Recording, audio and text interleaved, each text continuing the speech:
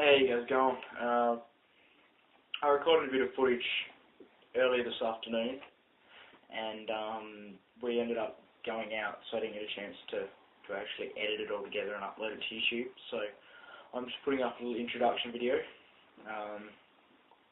The footage is about, I don't know, the flaws with science and inductive reasoning, and the fact that a lot of people seem to take science these days as their faith, in a blind faith kind of matter.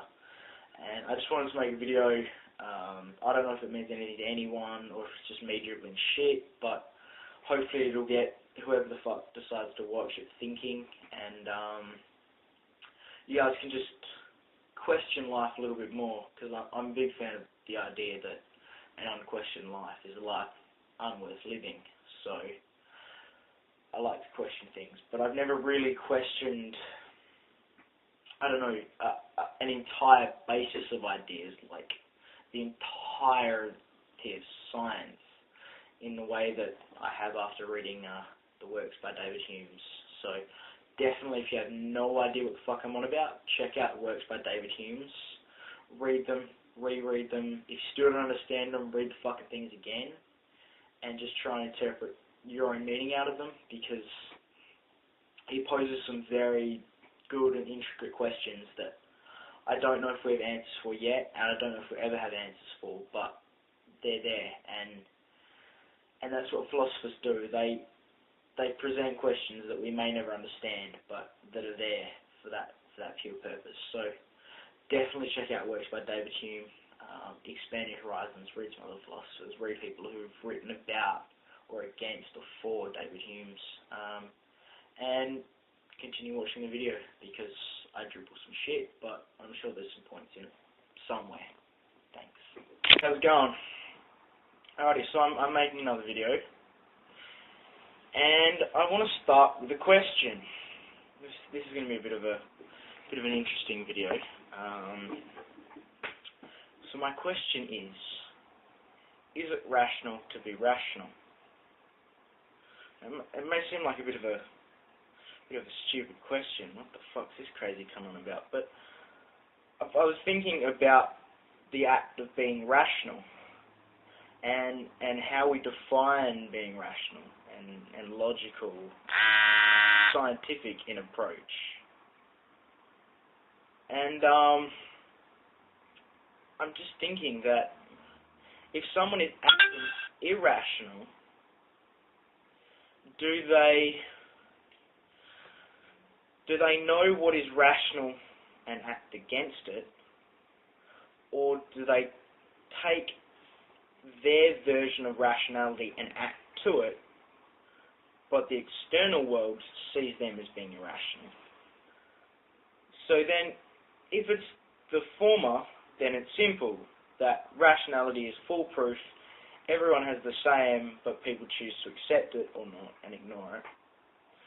If it's the latter, it's a much more complex and difficult form. If rationality is open to interpretation, if you can pick and choose what seems to be a reasonable or a rational or a logical decision, then how can we know that anyone really acts in a logical manner? Who defines what logic is? What is the final place of logic? Where does this logic come from? And this sort of leads into some readings that I've been doing, mainly those of David Hume, who was I believe 19th century philosopher. And he talks about science and its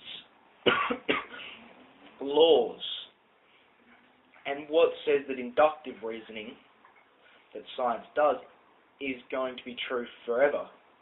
What says that these laws that we don't have aren't simply going to break down at some point and cease to be what we see them as and change. What stops them from this? Is there any reason that nature acts in its regular or uniform manner? And he makes the question of science. And I personally am gaining the opinion, the more I read into it, that science for the average person is what faith used to be. In the fact that in days of old, the state and the church were one and the same, and the church was used to define things. And the church was a way for the common person to understand things that they otherwise would have had no grasp on.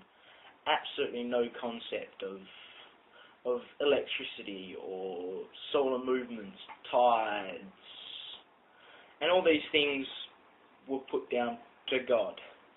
God does them. That's the way it is. It's God's plan. But now science has come along and we test God's plan. We don't simply rely on it. But how many of the common people actually rigorously put science to the test, day in, day out? They test it. They continually review it. They make changes to it. No. They simply accept what they're told. They take it with faith.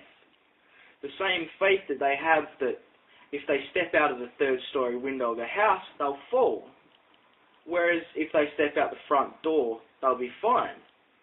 But if you had no prior knowledge of this, you had no experience, you hadn't made the inferences time and time again and tested them by leaving via the door rather than the window, how would you know?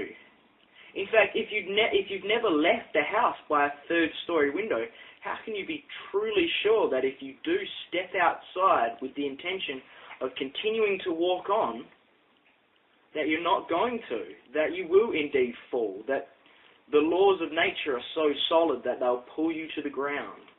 What says that?